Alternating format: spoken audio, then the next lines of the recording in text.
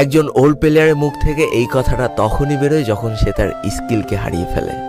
যেই পুরানো প্লেয়ারের গেম প্লেটা দেখে আজ তোমরা হাসছো, এমন একটা সময় ছিল যাকে কাস্টম খেলার জন্য সর্বপ্রথম হায়ার করে নিয়ে যাওয়া হতো। যেই পুরনো প্লেয়ারটার গেম প্লে দেখে আজ তোমরা হাসছো, একটাবার খোঁজ নিয়ে দেখো সেই প্লেয়ারটার গেম প্লে দেখেই একটা সময় অনেক মানুষ গেম খেলা শিখেছে।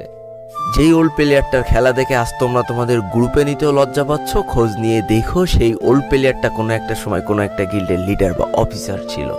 যেই ওল্ড প্লেয়ারটা আজ তোমাদের রিভাইভ দিতে যেতে ভয় পাচ্ছে, মনে রেখো একটা সময় ছিল যখন এই প্লেয়ারটাই পুরো মাঠ একা ফাঁকা করে বুয়া নিয়ে আসতো। যেই নতুন প্লেয়ারগুলো শুধুমাত্র ডাইনামিক ডুয়োর সাথে গেম খেলার জন্য সারা রাত জাগো, তোমরা মনে রেখো যারা ওল্ড প্লেয়ার ছিল তারা সারা রাত খালি ট্রেনিং পিটাতো নিজেদের স্কিল ভালো করার জন্য।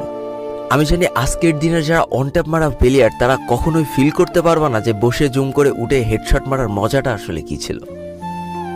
আমি জানি যেসব ওল্ড প্লেয়াররা এই গেমের থেকে হারিয়ে গিয়েছে তারা এই গেমটাকে আজও ভালোবাসে। জীবনে এমন হাজারো ওল্ড প্লেয়ার আছে যাদের ফ্রি ফায়ারই ছিল জীবনে প্রথম রাত জাগার কারণ। আমি জানি এমন হাজারো ওল্ড প্লেয়ার আছে যাদের রেজাল্ট খারাপ করারও প্রথম কারণ ছিল এই ফ্রি ফায়ার। আজকের দিনের নতুন প্লেয়াররা উচ্চস্বরে বলে আমি ফ্রি ফায়ার গেমটাকে প্রচুর ভালোবাসি, আর যারা ওল্ড প্লেয়ার ছিল তারা বলতো ফ্রি ফায়ার আমার ইমোশন। একটা না দুইটা না